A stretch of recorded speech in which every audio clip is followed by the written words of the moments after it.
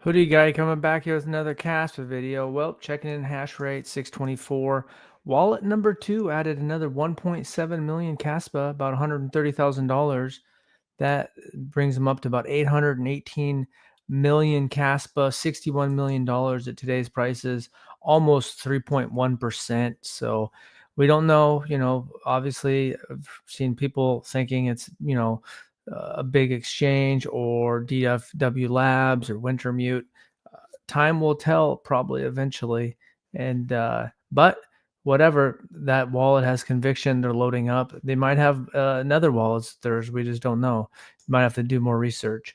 Right now, in general, you have this is the Bitcoin mempool, and you can see that like 4 or 5 hours ago, basically, I don't know, it's not working right there. We'll try to do this again here. Just basically right now, like retail is not here, but you can see that like 4 hours ago, some of the blocks weren't full. You can see 4 hours ago, not very much BTC in terms of the reward outside of, the fees. The rewards is what, 3.25 or something like that, 3.125. Yeah, I think the rewards are 3.125 now. You can see that the total fees for this block, for example, was just 2% of a Bitcoin, $2,500. Some of these weren't full, so there's not a ton of transactions going on. Most are full, but some aren't. But you can see there's not a lot stacked up in the mempool. So retail is just not really here. Bitcoin dominant, still around 65%. Now, in terms of taking profit, this is right here. It's just an example of something you could do. Now, this isn't my bag, but just saying if someone had 100,000 Kaspa and they wanted to keep 10%, maybe to hold through the market, or just in case there was some crazy blow off top.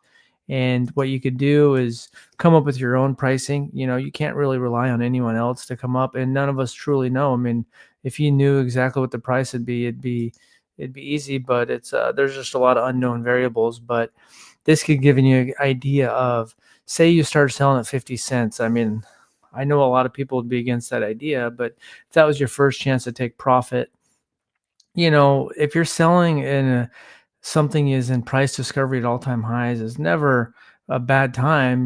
That's a lot better than selling when it's down 50 or 70% from all-time highs. But in this example, if you're selling 10% chunks, saving 10%, maybe to hold, maybe to go through. Now, I don't know what the price is getting up to. 255, that'd bring it to a $67 billion market cap.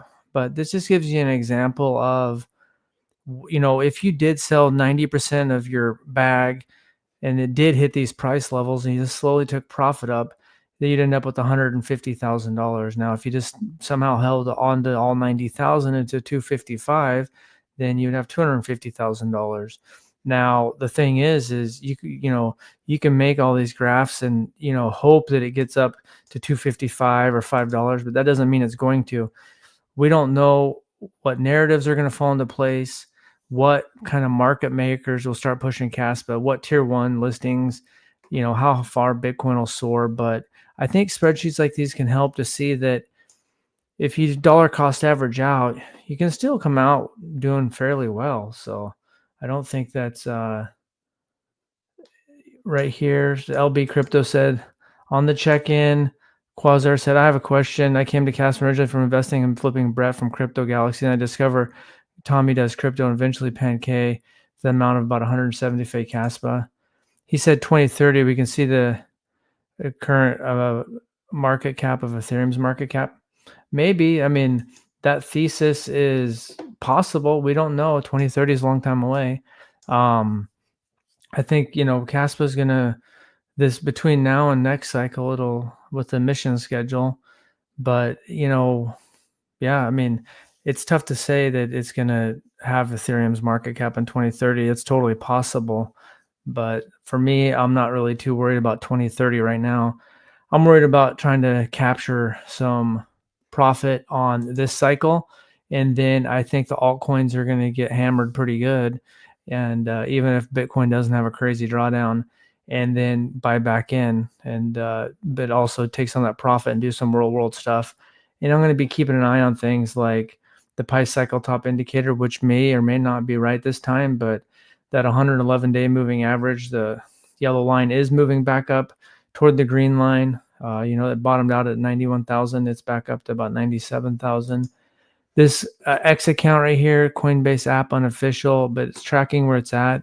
Typically, Coinbase, when things get hot and heavy, there's retail in there, and it's a lot higher up in the overall apps. Right now, it's 277 according to this 1 hour ago. And then you have things like the monthly trading volume, which this June we were still way below just to December. And you can go to the all-time and see that we're not, we haven't even got close. Well, I guess we've gotten kind of close, but we haven't even surpassed the trading volume of May of 2021. So we know that a lot of these people buying Bitcoin and stuff on OTC, they're doing that. So that's not hitting the exchange volume. So retail hasn't really piled in, and some people think that retail piling in at the very end will be a big thing that'll help push it up. So those are just things to keep an eye on. Maybe I've been paying attention to the nodes being open. I live in California. I remember witnessing Solana growth and Caspian community being early in the traction of retail from the Reddit crypto.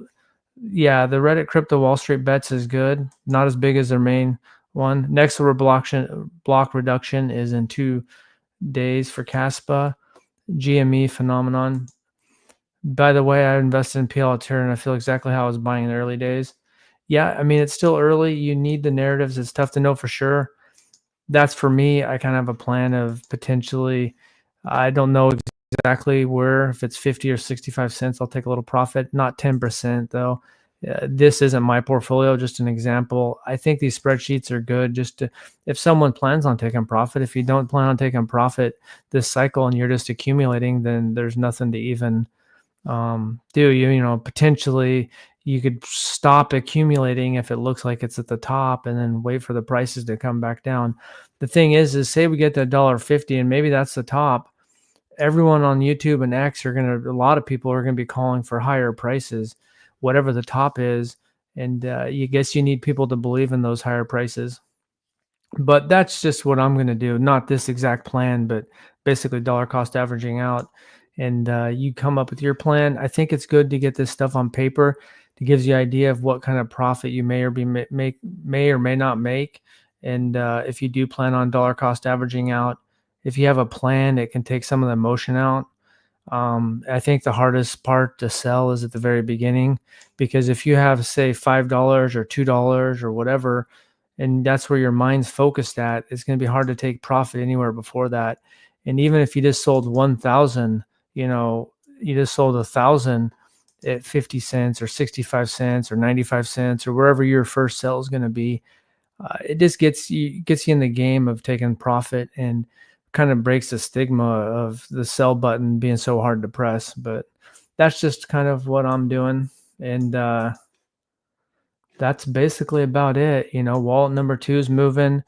There's a lot of people building. We need retail to pile in. We don't know exactly how it's going to play out. So, position yourself accordingly and just do the best job you can with the most level head, most kind of rational, not emotional. It can be kind of, it'll be a little bit crazy if it gets hot and heavy. And hopefully, we get the altcoin season that everyone's hoping and expecting. And maybe this summer it starts ripping and roaring. So we'll see. That's all I got. Thanks for watching. And let me know what kind of profit shaking strategy you have. Thanks and have a good day.